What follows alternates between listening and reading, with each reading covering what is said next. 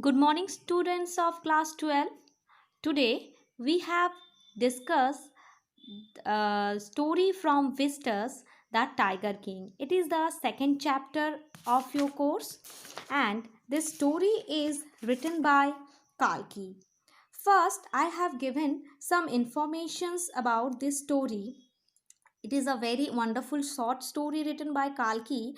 As we know that tiger is our national animal, but in from that name, from the title of that story, the Tiger King. So we can also understood by the title of this story that king is related by the name of tiger. In that story, there is a time when there were thousands of tigers in the forest, and tiger hunting is the royal sport. As a king in royal family, it is the kind of sporting, we can say it is a kind of entertainment also to hunting the tigers. The maharajas in many Indian states had nothing better to do than organized tiger hunting expeditions. They rode on the elephant backs and carried guns and killed the tigers in the dense forest. So it was like a rituals. They all like to brag their bravery. They show their bravery. The kings. It is a kind of, we can say that it is a kind of prestige matter to kill the tiger in their in king's rule. But the story is a satire. As at first I also give some story that this story is full of satire, and it is about a king who kills one tigers, but he cannot keep death away. Let's begin the story. The Tiger King is dead, and astrologers had foretold that one day the Tiger King would actually have to die. He would grow up to become the hero of heroes, champions of champions. But the child born under the star would one day have to meet his death. It was the foretell by the astrologer. The great miracle took place that when the 10 years old Jilani Jung Jung Bahadur spoke very clearly. He told them that all these who were born would have to die one day. There was nothing new in that. There would be some sense if anyone could tell him in the manner of his death. So, hearing this, everyone was stunned, and the chief astrologer told the prince that he was born in an hour of bull. The bull and the tiger were enemies, so therefore his death would be come from the tiger. From his zodiac sign, the astrologer told all this foretell. There were innumerable forests in Pratibandhapuram state. So they had the tigers in them, and the Maharajas was overjoyed when he killed his first tiger. He sent for the state astrologer, showed him the death beast. He told that the Maharajas would have to kill 99 more, and he must very careful with the 100th tiger. The state banned the tiger hunting, but anyone except the Maharajas, anyone dared to destroy all his wealth and property would be confiscated.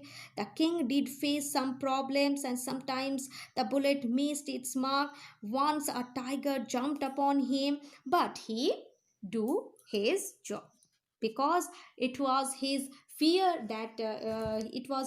from the tiger, so he tried to kill all the tiger in his state. The king's mission on killing tigers came to halt. The tiger population became extinct in the forest of Pratibandhapuram because day by day king killed each and every tiger, so the population of tiger decreased day by day. The king decided to marry in a royal family of a state with of a state with another state of the large tiger population, and the dawn found out the right girl. The Maharaja Jung Jung Bahadur killed 5 or 6 tigers each time he visited in his father-in-law's court. There remained just one tiger to reach his tally of 100. If he could kill just one more tiger, the Maharaja would have no fears left. So he could give up the tiger hunting altogether. He had to be very careful. The Maharaja became very careful with the last tiger, but the 100th tiger was found nowhere, and Maharaja became very sad and anxious too. The Devan realized that if Maharaja did not find the tiger soon, the result could be quite dangerous. Then the Maharajas took a careful aim and the tiger fell in asleep. The Maharaja became elated at killing that 100th tiger. After he left, the hunter had a close look and they saw the tiger was not dead. And it was the irony of the story. They decided that the Maharaja must not know that he had missed the target. So one of the hunters killed the tiger. A few days later, Maharaja's son's third birthday was celebrated, and Maharaja brought a wooden tiger from a shop as uh, uh, a special gift on his birthday. On that day, the father and son played with that wooden tiger, and its surface was rough. One of these needle like silver pierced the Maharaja's right hand. And the next day, injection flattered up in his hands. In 4 days, it developed into a suppurating sore. That means it was very much infectious, and 3 surgeons performed an operation. The operation was successful, but the Maharaja was dead. In this manner, the 100th tiger took its final revenge upon the Tiger King. So it is a wonderful story. Hope you will enjoy this. And students, I also summarize this whole story in this video. In next slide all the questions and answer. Till then, thank you.